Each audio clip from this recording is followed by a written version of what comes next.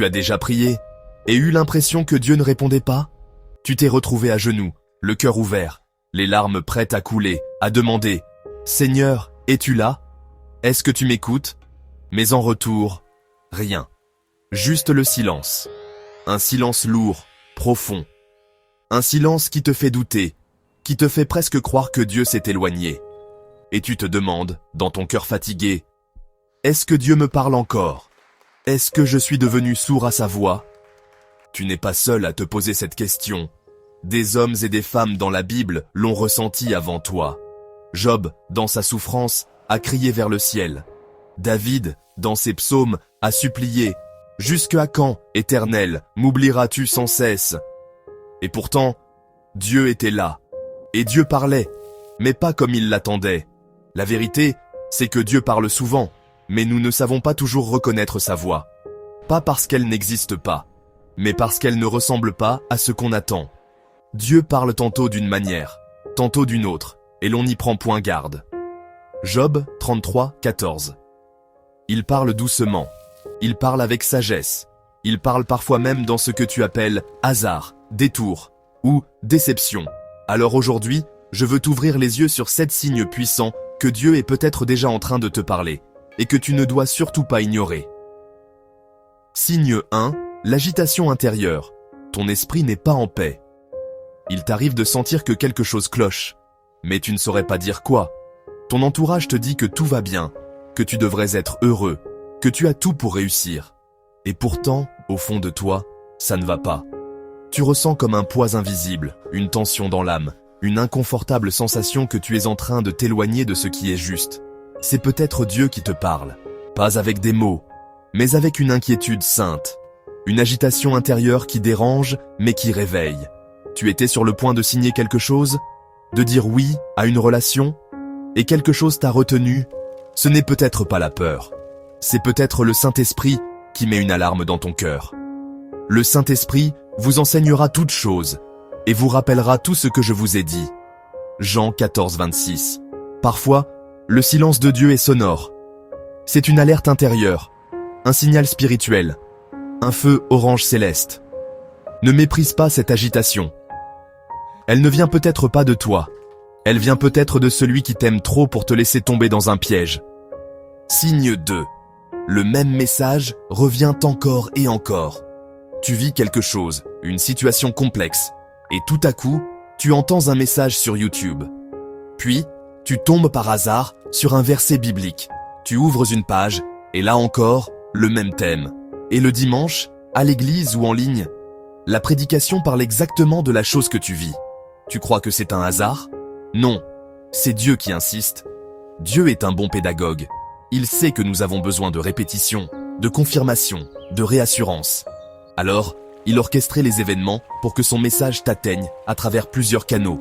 Une chanson, un ami, un verset sur un mur, une vidéo comme celle que tu regardes maintenant. Dieu parle tantôt d'une manière, tantôt d'une autre, et l'on n'y prend point garde. Job 33, 14.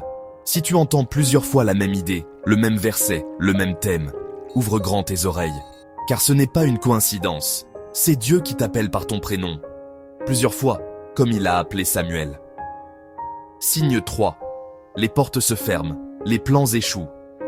Tu avais tout prévu.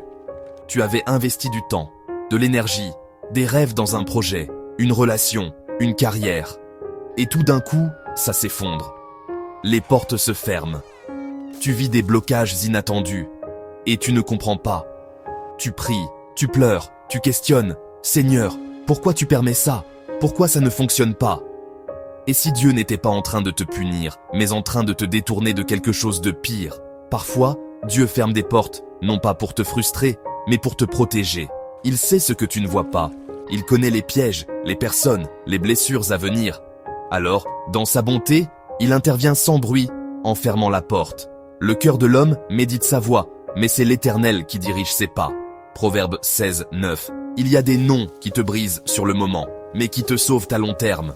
Tu pensais que c'était la fin, mais en réalité, c'était une redirection vers le meilleur.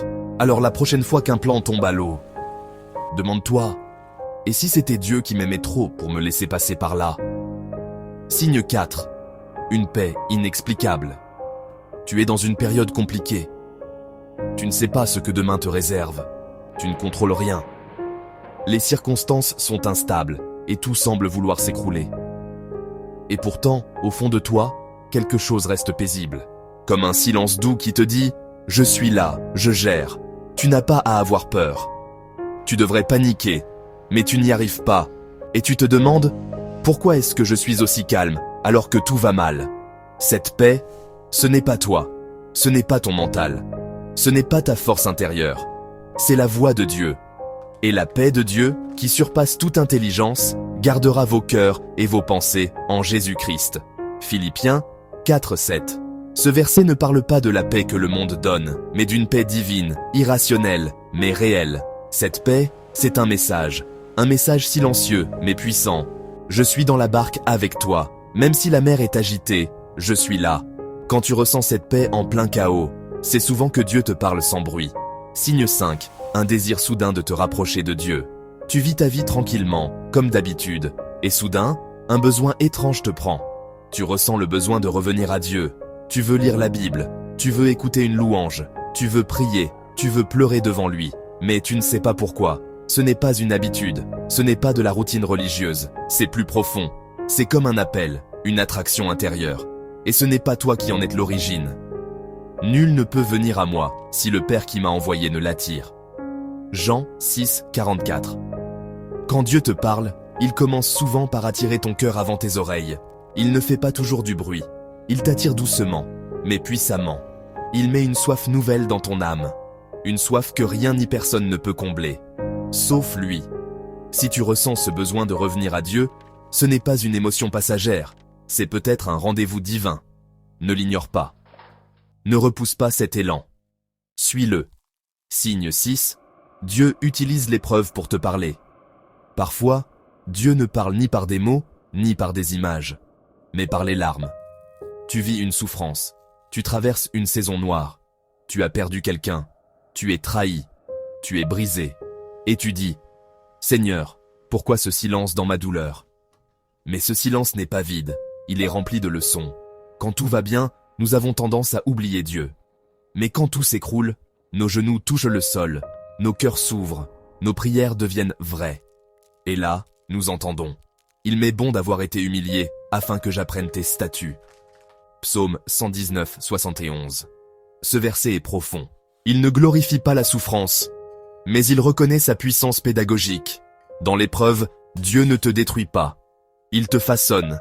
Il brise ce qui doit l'être pour reconstruire ce que lui veut bâtir. Et dans ce processus, sa voix devient plus claire que jamais. Alors si tu es dans la douleur aujourd'hui, ne crois pas que Dieu est loin, il est au plus proche. Et il te parle, à sa manière. Signe 7. Quelqu'un te dit ce que tu avais besoin d'entendre. Tu parles avec un ami, et il te sort une phrase qui te bouleverse. Tu regardes une vidéo, et chaque mot te transperce. Tu ouvres la Bible, et le verset tombe exactement sur ta situation. Et là, tu sais que ce n'est pas un hasard. C'est une parole prophétique sans que la personne le sache. C'est Dieu qui parle à travers quelqu'un. Une parole dite à propos est comme des pommes d'or dans des ciselures d'argent. Proverbe 25:11. Dieu aime utiliser les autres pour te rejoindre. Parfois, ce sont des amis proches. Parfois, des inconnus. Parfois, une simple vidéo sur YouTube, comme celle-ci. Tu crois que tu es ici par hasard? Non. Si tu regardes cette vidéo, ce n'est pas une coïncidence. C'est que quelque chose en toi était prêt à entendre. Dieu a mille moyens de te parler, mais il choisit souvent celui qui va droit au cœur. Et aujourd'hui, il veut que tu saches, je ne t'ai pas oublié, je t'appelle. Écoute ma voix. Ce que tu dois retenir. Tu veux entendre Dieu? Alors commence par apprendre à reconnaître sa voix dans la vie réelle. Il ne parle pas seulement dans le ciel, il parle dans ta vie quotidienne. Dans ton agitation, dans les répétitions, dans les échecs, dans la paix, dans ton désir spirituel, dans la douleur, dans les paroles humaines inspirées, mais surtout, il parle dans l'amour, jamais dans la confusion, jamais dans la peur, jamais dans la condamnation. Mes brebis entendent ma voix, je les connais, et elles me suivent. Jean 10:27. Dieu ne parle pas seulement aux pasteurs, aux prophètes ou aux super chrétiens. Il parle à ses enfants. Et si tu lui appartiens, il te parle, La vraie question ce n'est pas « Est-ce que Dieu me parle ?», mais « Est-ce que je suis prêt à écouter ?» Appel final. Si ce message t'a parlé, abonne-toi. Tu n'es pas ici par hasard. Chaque vidéo est une invitation à entendre Dieu autrement. Partage cette vidéo. Tu pourrais changer la journée de quelqu'un, ou même sa vie.